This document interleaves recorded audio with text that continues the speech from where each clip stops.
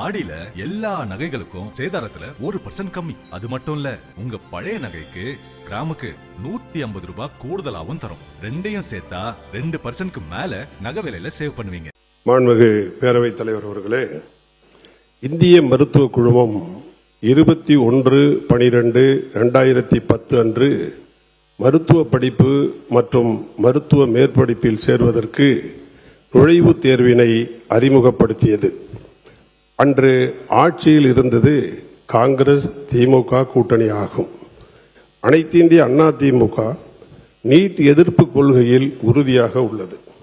2011 முதல் 2016 வரை தமிழ்நாட்டில் புரட்சித் தலைவி அம்மா அவர்கள் சட்ட போராட்டம் நடத்தி தமிழகத்திற்கு நீட் தேர்விற்கு தற்காலிகமாக விலக்கு பெறப்பட்டது. உச்சநீதிமன்றத்தின் தீர்ப்பினை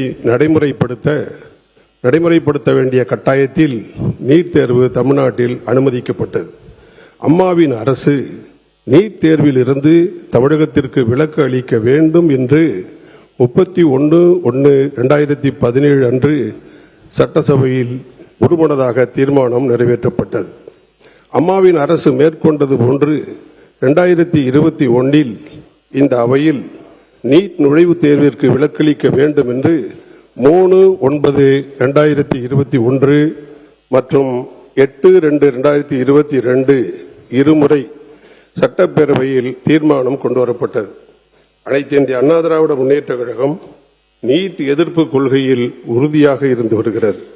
இந்த அரசு மீண்டும் நீட் நுழைவுத் தேர்வை ரத்து செய்ய கோரும் அரசினர் தீர்மானத்தை ஆதரிக்கிறது. நீட் தேர்வுக்கு ஒரே இடைக்கால தீர்வாக இந்த நீட் தேர்வால் ஏற்படக்கூடிய பிரச்சனைக்கு பரிகாரம் வேண்டும் என்று ஆசிரியர்களோ மாணவர்களோ பெற்றோர்களோ அரசியல் தலைவர்களோ எவரும் எந்த கோரிக்கையும் வைக்காத நேரத்தில் எங்கள் பொதுச் செயலாளர் புரட்சித் தமிழர் எடப்பாடியார் அவர்கள் அரசு பள்ளி மாணவர்களுக்கு 7.5% இடஒதுக்கீடு கொண்டு வந்து ஏழை குடும்பத்து பிள்ளைகளின் மருத்துவ கனவை நிறைவேற்றும் வகையில் இன்றைக்கு ஆண்டுக்கு 544 பேர் மருத்துவக் கல்லூரியில் அடியெடுத்து வைக்கிறார்கள்.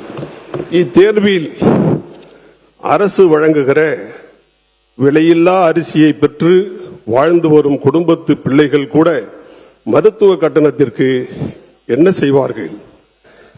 அடுத்தவர்கள் உதவியை எதிர்நோக்கி ஏங்கி நிற்கக்கூடாது என எண்ணி அனைத்து இந்திய அண்ணா திராவிட முன்னேற்ற கழகத்தின் பொதுச் செயலாளர் அன்றைய முன்னாள் முதலமைச்சர் அண்ணன் எடப்பாடியார் அவர்கள் 7.5% பெறும் மருத்துவக் கல்லூரி மாணவர்களின் அனைத்து கட்டண செலவையும் அரசே ஏற்கும் என ஆணையிட்ட புரட்சித் தமிழர் எடப்பாடியார் அவர்களின் தொலைநோக்கு சிந்தனையோடு எடுத்த அற்புத நடவடிக்கைக்கு இந்த நாடு நன்றி சொல்கிறது.